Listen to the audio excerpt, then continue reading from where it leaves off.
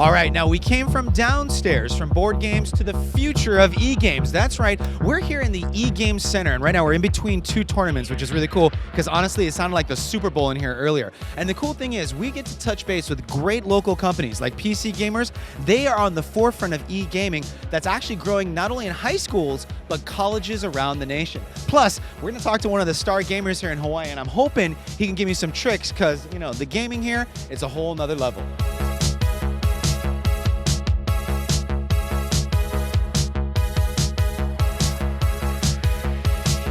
Okay, I'm actually here with, everybody says, the godfather of e-gaming in Hawaii, Deven from PC Gamerz. You are such a modest guy, but I've been traveling around for last 2 days here. Everyone talks about how you've led this e-gaming world. If anybody doesn't know, what is e-gaming and what is e-gaming like in Hawaii now?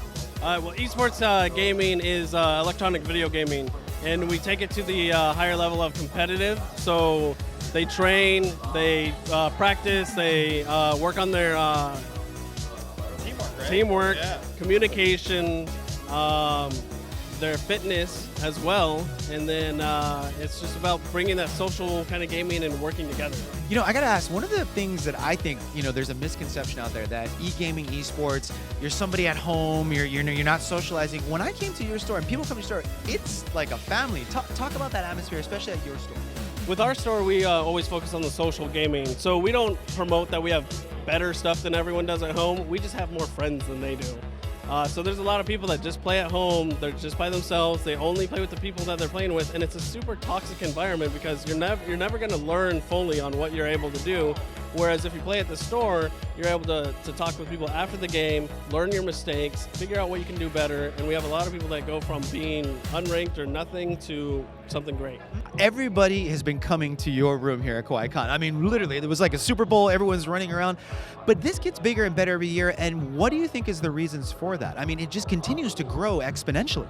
Well, with the we do have the best air conditioning, so that of course helps. And then I mean, I guess when people are done doing what they're doing, then they want to come and chill, relax, play some video games, and then just the amount of action and energy in our room is just so great. With between the Smash going on with the pro players and the Overwatch or League of Legends, the amount of hype that it is just amazing. Now, you've been following esports, e-gaming from the beginning here in Hawaii, and what do you think is important for these generations of kids to get better? Because I see them come to your place, I see them training, but what do you think is a key to be a real good player? It's about working with the other people in your community. So not stacking your teams with all just the best players for small community tournaments. It's about building that community bigger, growing it, having the most amount of people to play with, and then you're going to be able to work with it from there. If your goal is to be a Twitch streamer where you're entertaining people online, you want to interact with even the baddies in your community so that they'll follow you. That's your customer base, and it's working with them. Well, and speaking of working, I mean, you hear the energy, this is great, but I gotta ask, when you talk about e-gaming, you know, parents out there are like, it's a sport, but this is a real sport. Colleges, high schools, I mean, they're all coming on board and following esports. Yeah, there's a HBU just opened up their esports arena where they're offering scholarships for League of Legends. They're starting to work on other games as well. A bunch of other colleges on the mainland have started doing it. They have an esports arena in a casino in Vegas now. Movie theaters are starting to incorporate esports arenas into their theaters. And we're trying to work with building. No, see, this is it. This is a live sporting event. I mean, I was up at a baseball game and it was way quieter than this. I mean, this is what it's talked about, but also talk about what we're seeing. This is crowds sitting down, watching and interacting with this. I mean, this is how it is, right? Yeah, we have our shoutcasters working the microphone.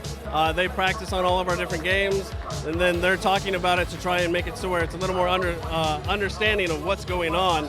Because you just see a bunch of action, you don't know anything that's going on with who's using swords or who's using guns and what's going on. And real quickly, just for me, what game are we seeing right now, and how many teams, 2 teams, how many people are involved in this? We're watching Overwatch right now, which is made by Blizzard, same people that made World of Warcraft, StarCraft, that kind of thing. And then it's a total 10-team tournament, so we have 60 players, 6v6, and we're watching the semifinals right now for 3rd place.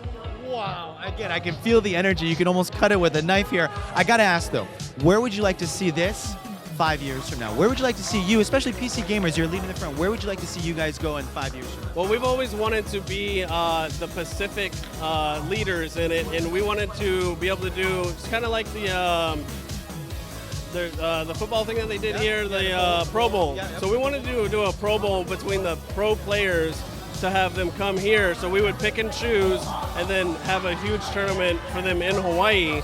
Who wants to, like, everyone wants to go to Hawaii. I mean, and their finals are in like December. So it's cold everywhere else. It's not here. So that would be the dream, to take it to the next level and have that be a worldwide phenomenon. Yeah, totally. And that's where we want to have the esports arena that we're trying to work on with the School of Esports as well, to work with high school, middle school, into college.